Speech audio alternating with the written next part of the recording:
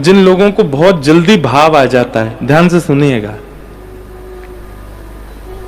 जिन लोगों जो बहुत जल्दी भावुक हो जाते हैं, लेकिन भावुक किस लिए? इसलिए नहीं कि बेटा कुछ करने लग गया तो भावुक हो गए, घर में किसी की बात सुन के ऐसे भावुक नहीं, ठाकुर जी को याद करके भावुक हो गए, वृंदावन को याद करके भावुक हो गए, कोई ठाकुर जी की लीला चरित्र सुनकर के भावुक हो गए, तुरंत जाइए पास के कहीं शिवालय में,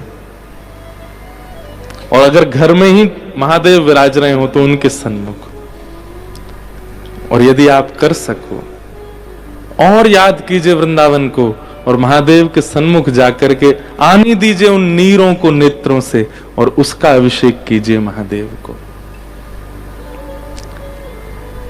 देखिए, आप किसी से मिलन के विरह में हैं, जिससे मिलन के विरह में हैं उसका कोई सगा आपके विरह को देखेगा तो उसको जाके बोलेगा, ए भाई वो तुम्हारी कितनी याद में तड़प रहे हैं, तुम जाओ ना, मिलते क्यों नहीं उससे।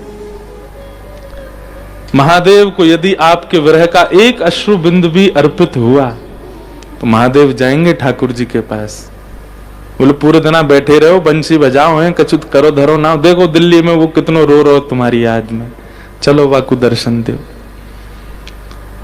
अपने।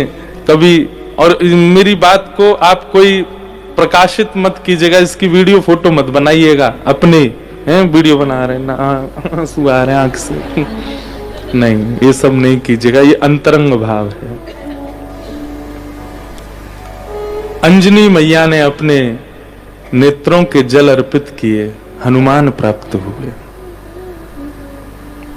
पार्वती जी ने जब वही अश्रु जल अर्पित किए, महादेव प्राप्त हुए। नरसिंह मेहता ने वो अश्रु जल प्रदान किए, उनको द्वारिकाधीश प्राप्त हुए। मीराबाई ने वो अश्रु जल प्रदान किए, तब श्याम सुंदर प्राप्त हुए। अरे कहां तक कहें, हमारी व्रज की गोपियों ने जब अपने प्रेमाश्रु प्रदान किए तो महाराज प्राप्त हुआ। इसलिए अगर कृष्ण विरह चित्त में है, और जब जब विरही होते हैं आप, जिनके चित्त में विरह नहीं है, आप लोगों को चिंता होनी चाहिए। स्रोत यदि जल का प्रकट नहीं होता पृथ्वी से, इसका मतलब वो पृथ्वी बंजर हो जाती है, वहां कुछ भी उपजाऊ नहीं होता। ऐसे ही जिसके नेत्रों से कृष्ण विरह के नीर प्रकट नहीं होते, उसके चित्त में प्रेम भाव सद्भाव रूपी बीज कभी अंकुरित नहीं हो सकते हैं।